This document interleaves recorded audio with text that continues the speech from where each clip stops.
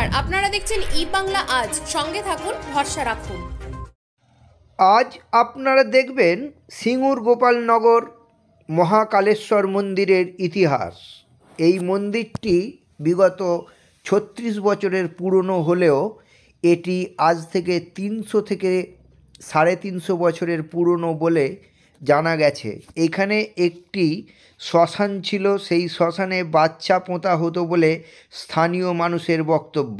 অনেকে একে বাচ্চা পোঁতা শ্মশানও বলে থাকেন, তবে আজ সেটি ইতিহাস।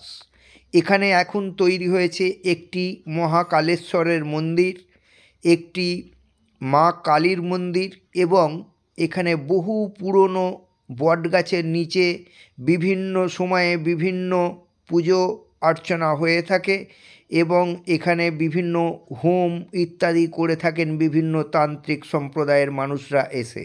সত্যি একটি গা ছমছমে পরিবেশ এই জায়গাটি। দিনের বেলাও অনেকে যেতে ভয় করেন, তবে রাতের অন্ধকারে তো একদমই না। তবে স্থানীয় মানুষরা জানিয়েছেন কেউ একা এই শ্মশানে আসেন না, কয়েকজন মিলে এখানে রাত্রের দিকে আসতে পারেন, তবে ভয়ের সঙ্গেই আসেন তারা। এই স্থানে একটি বিশাল মনসা মন্দির রয়েছে। প্রতি বছর এখানে এই মনসা পুজো হয় খুব ধুমধামের সঙ্গে। প্রতি বছর এখানে বিভিন্ন পূজা আজা হয়ে থাকে।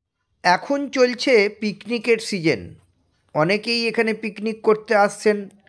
আমরা যেদিন যাই সেদিনও দেখলাম বেশ কিছু মানুষ পিকনিক করতে এসেছেন পাশের মাঠে। আপনারা দেখছেন ই বাংলা আজ। হুগলি থেকে সঞ্জয় গোস্বামীর প্রতিবেদন। অ্যাকচুয়ালি এটা মাঠের, এটা আমাদের খাস বাঁধ। এটা এই বাঁধের মধ্যে আমাদের এই সব বটগাছ, অনেক পুরনো বটগাছ আছে। আর এটা আগে আমরা শুনেছি, ছোটবেলায় শুনেছি যে ওইখানে বাচ্চা পোতা হতো ওই সাইডটা, পুকুরের দিকটা। আর এখন এই যে মন্দিরটা হয়েছে, মন্দিরটা ৩৫-৩৬ বছর হচ্ছে। এক পুরোহিত করেছে, গোবিন্দ কোলে মহাশয়, উনি এখানে সেবা টেবা দেন। আর এই জায়গাটা আপাতত টাটা প্রজেক্টের মধ্যে চলে এসছে।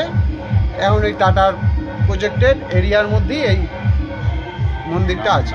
মোটামুটি পুরনো কত বছরের? এই মন্দিরটা পুরনো ৩৬ বছর। না, এই যে আগে যেটা ছিল এইটাই বটগাছটা ধরুন ৩০০ বছর আগেকার বটগাছ। তাহলে ৩০০ বছরের আগেই থেকেই এটা রয়েছে তো? রয়েছে, হ্যাঁ, তখন থেকেই আছে।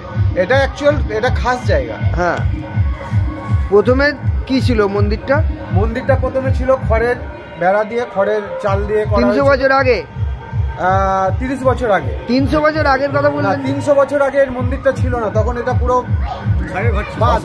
শ্মশান ছিল, বাঁধ। এবং মন্দিরটা একজন করে ও তান্ত্রিক টাইপের, উনি এখানে সেবা দেন। এই ৩৫-৩৬ বছর মন্দিরটা করেছে।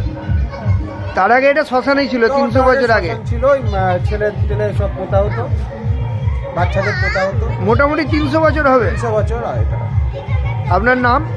আমার নাম বিভাস ঘোষ।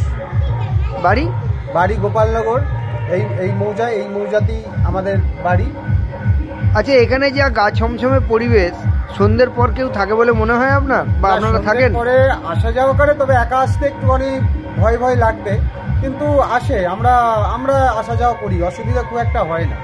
কারণ দিনের বেলার দিকটাই তো ভয় লাগছে সাধারণভাবে ঘোরাফেরা করতে। প্রচুর শিয়াল আছে, যার জন্য শিয়াল আছে, বুনো শুয়োর আছে টাটার প্রজেক্টের ভিতরেতে, তার ভয়ে কেউ আসতে চায় না।